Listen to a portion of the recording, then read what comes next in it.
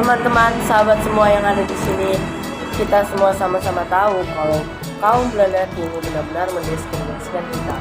Sudah berapa banyak dari kita yang dipecat dari tempat kerja kita? Sudah berapa banyak dari kita yang ditolak oleh perusahaan mereka? Sudah berapa banyak dari kita yang direndahkan derajatnya hanya karena kita bukan kaum asli seperti mereka. Jika kondisi ini dibiarkan, kita akan semakin terpuruk. Kita mungkin akan diperlakukan sama dengan pribumi. Kita tidak bisa terus begini, sahabat-sahabatku. Pertanyaan yang bagus, my friend. Saya berencana membuat organisasi persatuan antara kaum campuran dengan pribumi. Kita tentang pemerintah congkak itu. Maka dari itu, kita membutuhkan bantuan pribumi. Kita perlu menjalin kerjasama dengan mereka sehingga kekuatan kita jadi jauh lebih besar. Apakah kalian tidak berpikir kalau pemerintah kita ini terlalu kejam pada pribumi? Dengan ini, Indisbond terbentuk. Namun, yang disayangkan adalah organisasi ini tidak terlalu banyak mendapat respon. Kebanyakan kaum campuran Indonesia Belanda memilih untuk mencari aman saja. Dan ini membuat anggota Indisbond mengundurkan dirinya.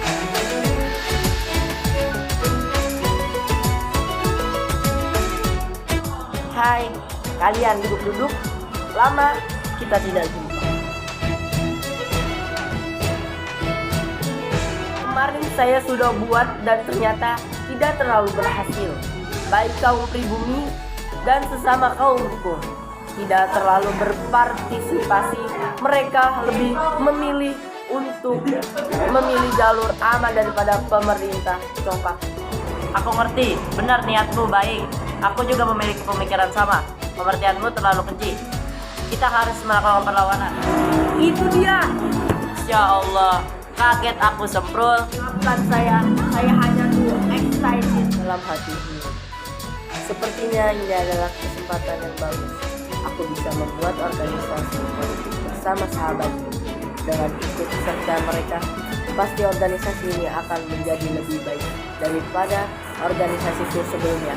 Indonesia pasti punya kesempatan untuk merdeka. Yos.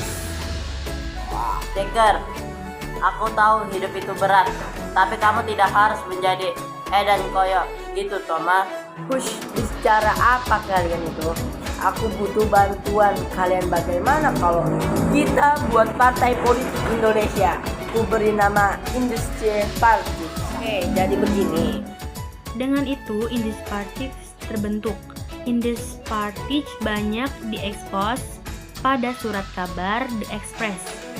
Mereka menyatakan pendapat-pendapat yang memicu semangat juang para pemuda masa itu melalui surat kabar. Indische Parties berkembang dengan baik. Dengan adanya Indische Parties ini memicu kelompok pemuda untuk ikut membentuk sebuah partai politik. Sebagai salah satu tokoh politik pertama di masa itu, tiga serangkai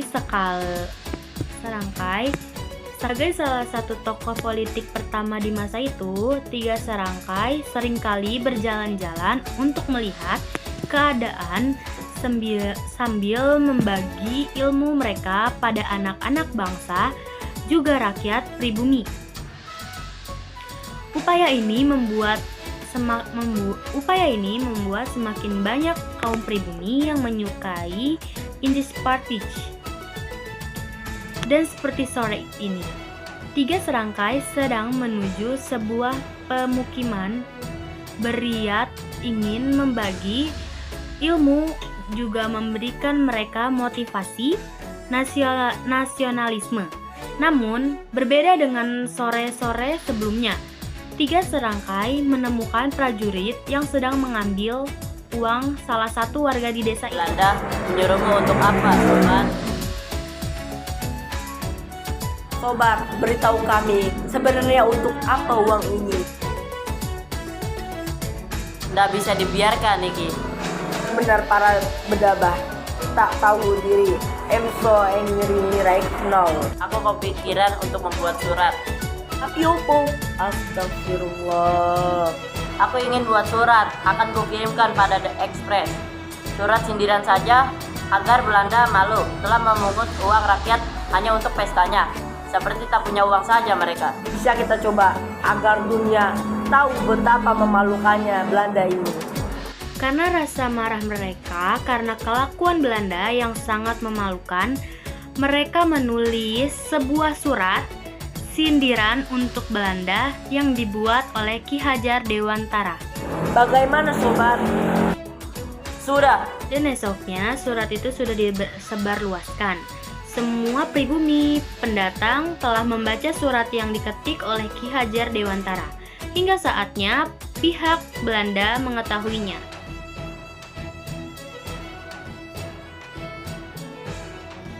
Dan Belanda mulai penyergapan mereka terhadap Indispartige pada sore harinya.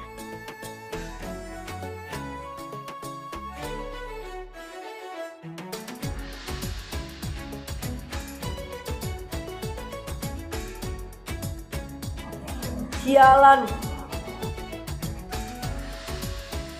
3 serangkai diasingkan ke Belanda secara terpisah-pisah untuk waktu yang tidak ditentukan Belanda. Dalam masa pengasingan itu, mereka memanfaatkan waktunya untuk menimba ilmu dan merencanakan rencana-rencana politik untuk mengayangkan Belanda. Namun saat dalam masa pengasingannya, Tecipto Mangkukusumo jatuh sakit dan meninggal lalu dipulangkan ke tanah air. Douws Dekker dan Ki Hajar Dewantara yang mengetahui hal itu baru dapat pulang ke tanah air selang 1 tahun kemudian. dia adalah orang yang sangat bersemangat. Aku tidak tahu dia akan yang paling cepat pergi. Benar, kukira kau duluan. Jangan mulai menyebalkan. Ha. So, this is it. Kita lebih baik mulai berjuang secara terpisah agar Belanda tidak dapat melacak dengan mudah. Kita akan bertemu kembali nanti di saatnya tiba. Kau benar, kita akan segera bertemu. Hati-hati sobat, juga dirimu baik-baik. Kau pun juga. Anggota Indispartige akhirnya berpisah dan melanjutkan perjuangannya masing-masing. Ki Hajar Dewantara membangun taman siswa sementara Douws Dekker melanjutkan perjuangannya lewat pers. Indispartige merupakan organisasi berumur pendek, namun menjadi awal panutan bagi partai-partai yang berdiri di Indonesia.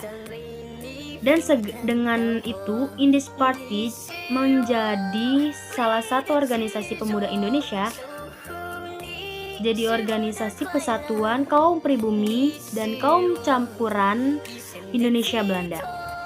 Juga menjadi salah satu organisasi penting dalam bidang politik di Indonesia.